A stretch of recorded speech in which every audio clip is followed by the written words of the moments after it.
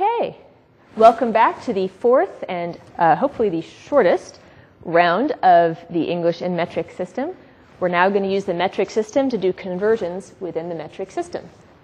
Once again, this is Karen Edwards coming to you from Pre-Algebra Central or something like that.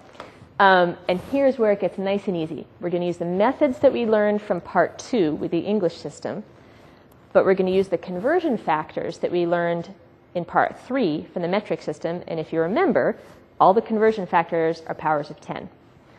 So here's an example. I'll jump right into examples. Suppose I want to know, I have 500 milligrams, and I want to know how many grams. Once again, I'll show you method 1 and method 2. Let's go to the left half of the board here. Again, it's good to know method 1 because it sometimes is useful if you're doing more than one conversion in a row. But method 2 is once again going to be faster. So here's method 1.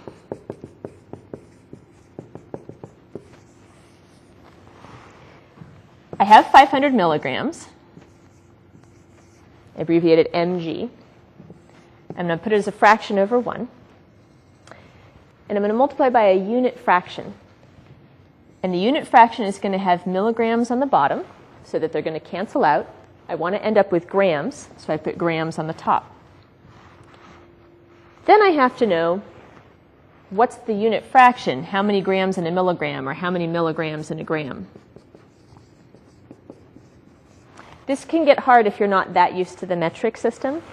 So I actually revert to something that is similar to method 2, where you have to know that milli means really small.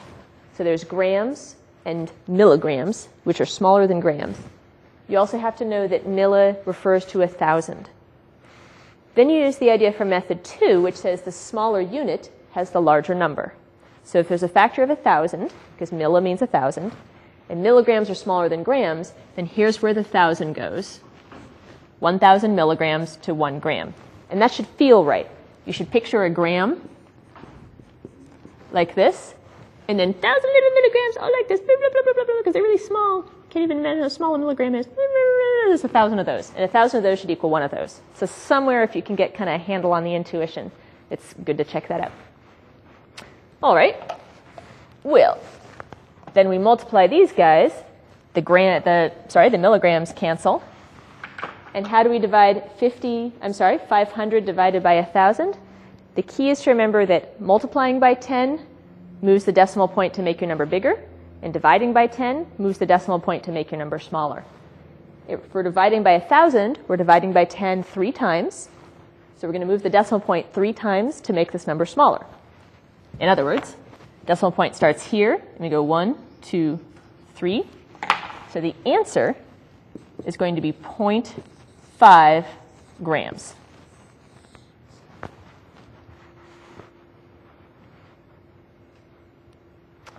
Let's try method 2.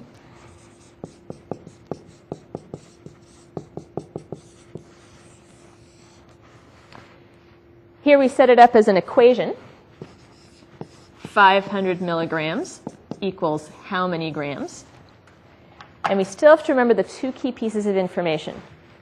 Milli refers to 1,000, so we know there's a factor of 1,000. Do we multiply or divide? What's bigger, grams or milligrams? Grams are bigger. Milli is really, really, really small. So the bigger unit gets the smaller number, so we have to divide. What are we dividing by? 1,000. So we take 500, and we divide by 1,000. Then again, that means moving the decimal point 3 times to make it smaller. So the answer is going to be 0.5.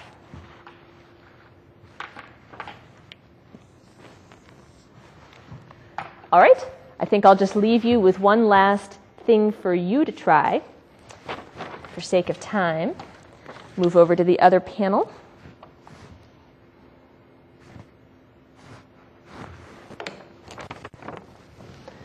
So here are 2 for you to try.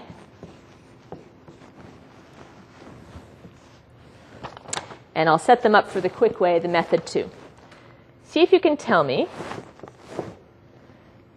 26 kilometers is how many meters?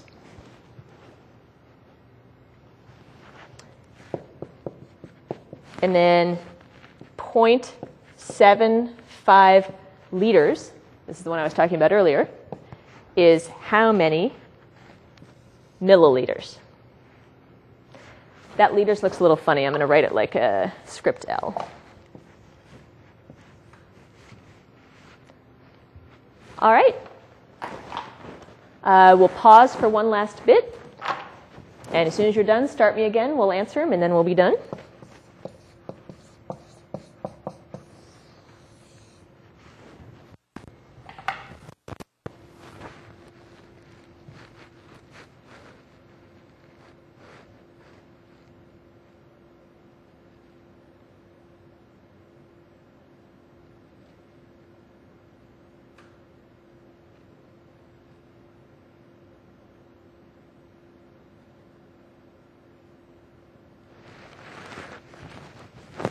And here we go.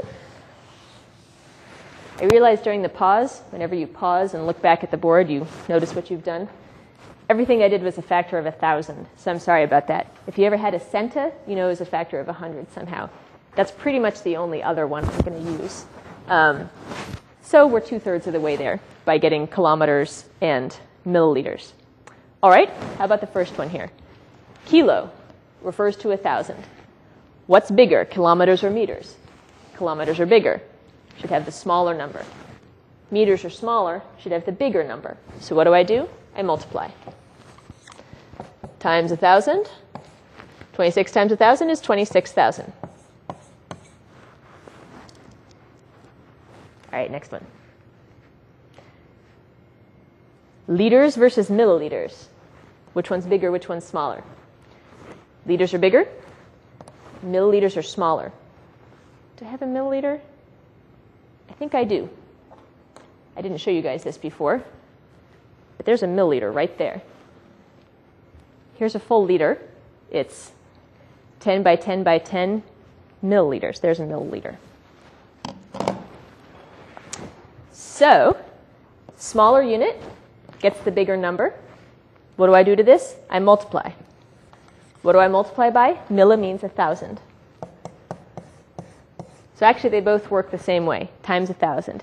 When I move this 3 times, boink, boink, boink, have to stick in an extra 0, I get 750 milliliters.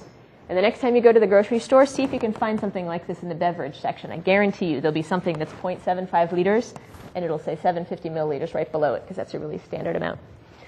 It's been a pleasure working with you under this experiment. Tell me how it goes the next time I see you. And good luck with the English and metric systems.